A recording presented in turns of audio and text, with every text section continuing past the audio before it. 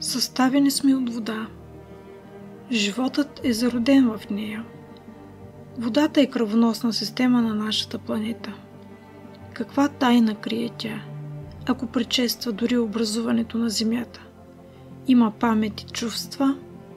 Възможно ли е тя да бъде информационна матрица за зараждане и поддържане на живота?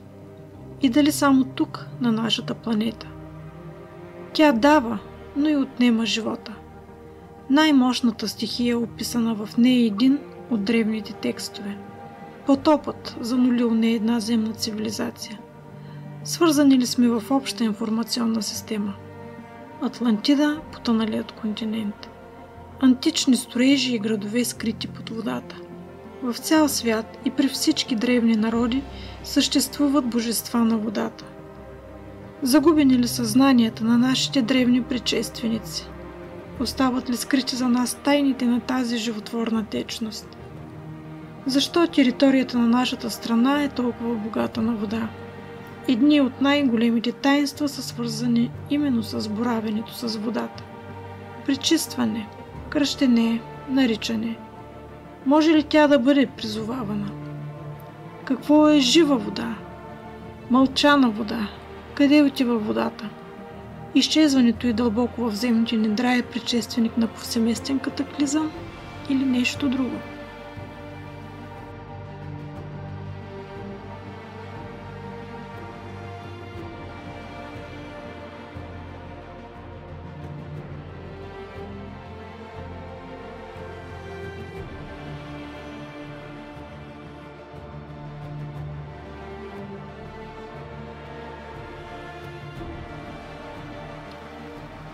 Откъде произлиза водата на нашата планета? Една от теориите е сблъсък с комета или астероид. Повечето попадат в две категории. Или Земята се е родила с вече налични молекулни предшественици на водата, или натоварени с вода космически скали като астероиди и комети са донесли вода тук след формирането на планетата. Земята е родена преди около 4,5 милиарда години. След като нашето Слънце се е формирало от срутващ се облак от газ и прах. Остатъчен материал формира останалата част от Слънчевата система, включително нашата планета. Дали Земята просто се е родила с всичко необходимо, за да направи океаните, езерата и реките, които са жизненно важни за нашето оцеляване днес? Проблемът е, че ранната вътрешна Слънчева система е била много горещо място. Всяка течна вода би била изпарена и издухана в космоса. А какво ще кажете за водата, заключена в скалите? Скорошно проучване показа, че енстатитните хондрити, вид метеорити, за които се смята, че са представителни за суровините, които са формирали Земята, съдържат достатъчно водород, за да доставят на Земята поне 3 пъти по-голяма маса от водата в нейните океани. Не е ясно кога тези метеорити може да са доставили водата си, но са възможен вариант, откривайки ги в вътрешността на Земята.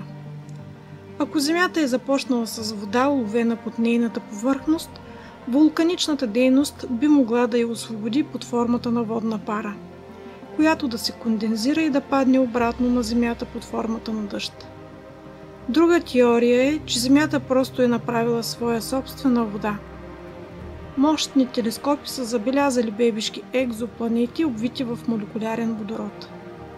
Моделирането от един екип от учени предполага, че този водород може да взаимодейства с океаните от магма, образувайки обилни количества вода в процеса. Според друго проучване, голяма част от водата на Земята и на други места в Слънчевата система вероятно е предшествала раждането на Слънцето. Откритието предполага, че водата обикновено се включва в новообразуващите се планети в цялата галактика Млечен път и извън нея. Според изследователите, добра новина за всеки, който се надява, че Земята не е единственият свят, в който има живот.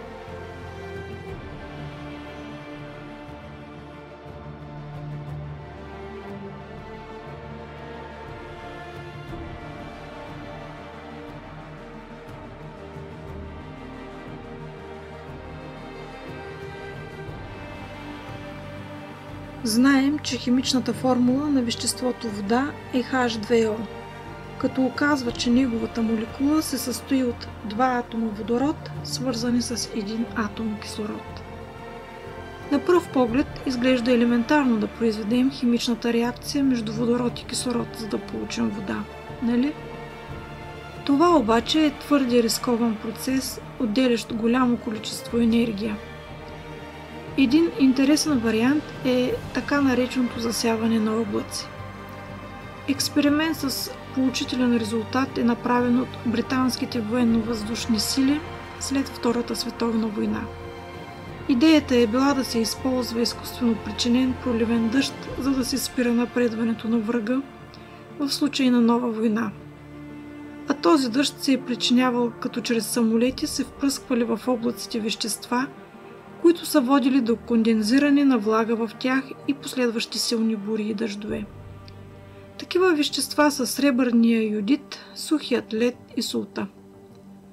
30 минути след първият опит, през август 1952 година, е започнал да вали дъжд и британските ВВС са отпразнували успеха. Оказало се обаче, че е много по-лесно да причиниш проливен дъжд, отколкото да го накараш да спре. До края на месеца в Северен Девън паднали валежи 250 пъти над нормалното за областта. По това време да си играеш с природата не винаги е добра идея. И последствията са на лице. В днешно време посяването на облаци се използва контролирано в Китай, Малайзия, Саудитска Арабия, САЩ и други страни за решаване на проблеми с суша, градушка, изчистване на въздуха от смог, справяне с горски пожари. Ако посяването на облаци е стара практика, то редица други са новост. Такива са решенията на компаниите Acquire, Wilson & Windmill, Tsunami Products, Drinkable Air и други. Acquire са разработили технология за извличане на вода от въздуха чрез охлаждане, което да доведе до конденс. Използват това, че във въздуха винаги се съдържа известно количество вода.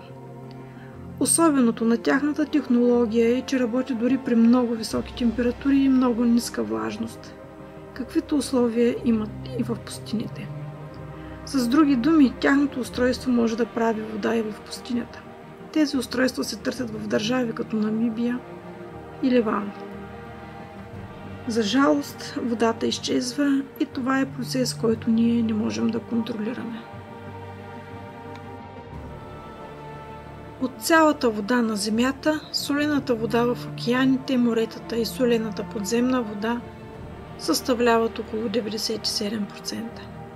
Само 2,5 до 2,75% е прясна вода, от които 1,75 до 2% замръзнала в ледници, лед и сняг, 0,5 до 0,75% като прясна подземна вода и почвена влага и по-малко от 0,01% от нея като повърхностна вода в езера, блата и реки.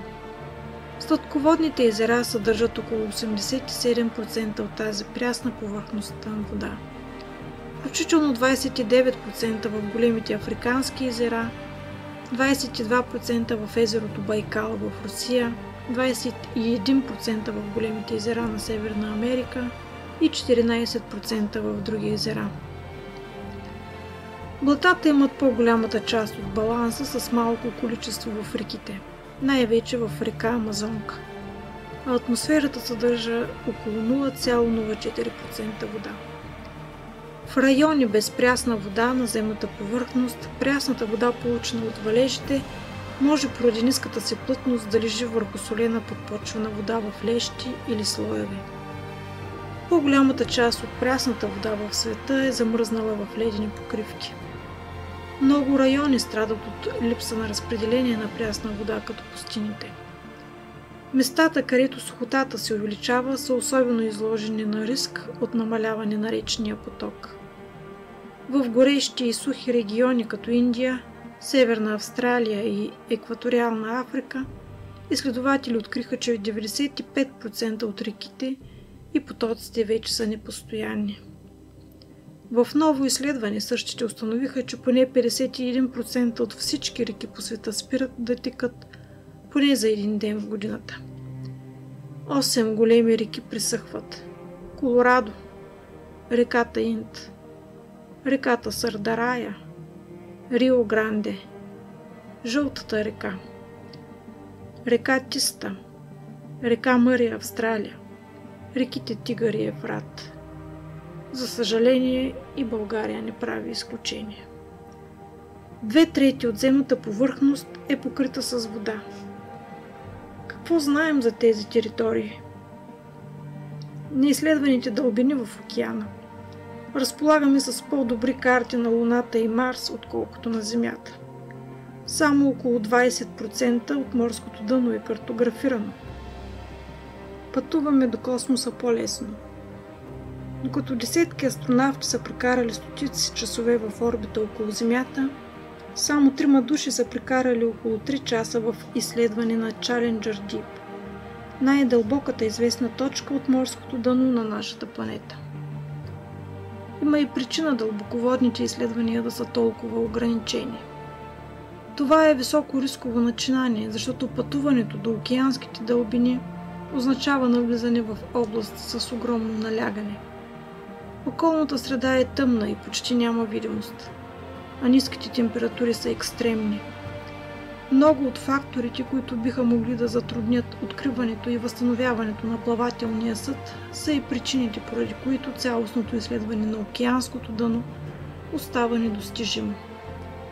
Според Националната агенция за океански и атмосферни изследвания, на всеки 10 метра под повърхността на океана налягането се увеличава с една атмосфера. Една атмосфера е мерна единица, която е 14,7 паунда на квадратен инч. Това означава, че едно пътуване до Challenger Deep може да постави плавателния съд под налягане, което е равно на 50 джамбоджета. При това налягане и най-малкият структурен дефект може да доведе до катастрофа.